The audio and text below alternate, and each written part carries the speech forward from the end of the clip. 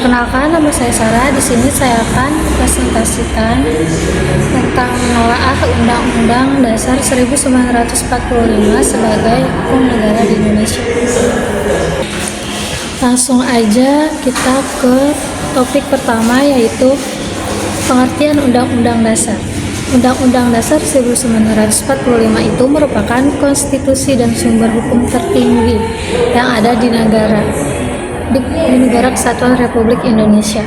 Sebuah peraturan perundang-undangan yang berlaku bersumber dari UUD 1945 ini. Kedudukan Undang-Undang Dasar 1945. Dalam Undang-Undang Nomor 12 Tahun 2012 tentang sumber hukum dan tata urutan peraturan perundang-undangan, berikut kedudukan Undang-Undang Dasar 1945 yang berada di posisi paling atas dari perundang-undangan yang ada. Yang pertama yaitu ada Undang-Undang Dasar Negara Republik Indonesia tahun 1945. Yang kedua ada Undang-Undang atau Peraturan Pemerintah pengganti Undang-Undang. Yang ketiga ada Peraturan Presiden. Yang keempat ada Peraturan Daerah yang terdiri dari Peraturan Daerah Provinsi, Peraturan Daerah Kabupaten Kota, dan Peraturan Desa atau peraturan yang setingkat. Undang-undang dasar sebagai bagian dari hukum dasarnya negara juga dianggap sebagai perangkat kehidupan politik suatu negara atau suatu aturan untuk menjalankan suatu organisasi negara. Dengan pemahaman itu disadari betul bahwa Undang-Undang Dasar ini memiliki peranan sentral di dalam penyelenggaraan negara. Baik, kita lanjut ke contoh penerapan nilai-nilai Undang-Undang 1945. Contoh penerapan nilai-nilai pembukaan Undang-Undang 1945 pada alinea pertama ini dalam kehidupan sehari-hari, yaitu contohnya ada melawan segala bentuk penjajahan yang tidak benar dan tidak adil.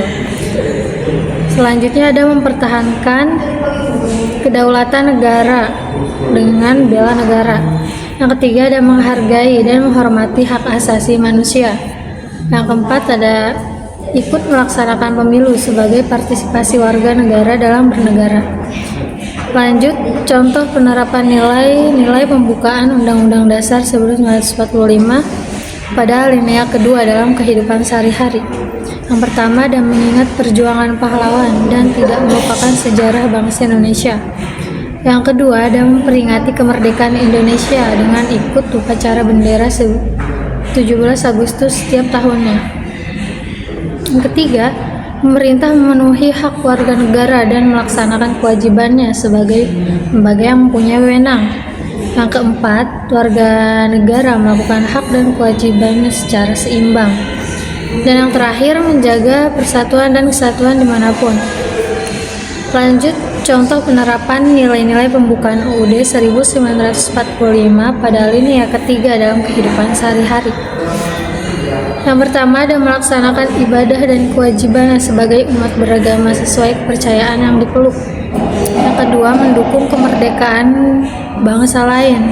Dan yang ketiga, menjaga keutuhan NKRI. Baik, segitu saja dari saya yang bisa saya sampaikan. Kurang lebihnya mohon maaf. Wabillahi taufiq wal hidayah. Assalamualaikum warahmatullahi wabarakatuh.